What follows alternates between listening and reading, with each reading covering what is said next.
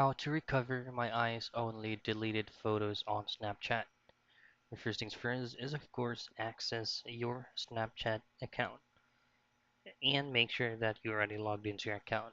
And from here, just tap on the top left portion of your screen, which will take you out to your user profile. And in here, just head directly to settings and then scroll all the way down and then tell you find the help center, which is going to be under support and feedback.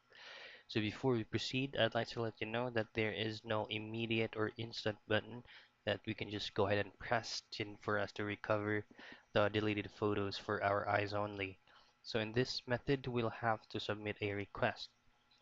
So just tap on Help Center,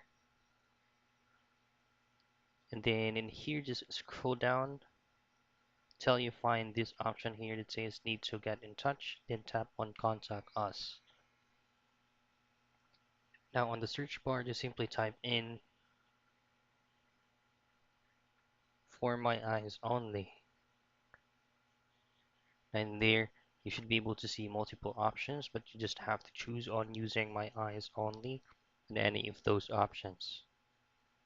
And then here you just have to choose on I think my account was compromised, and you'll have to submit this request. And that's it.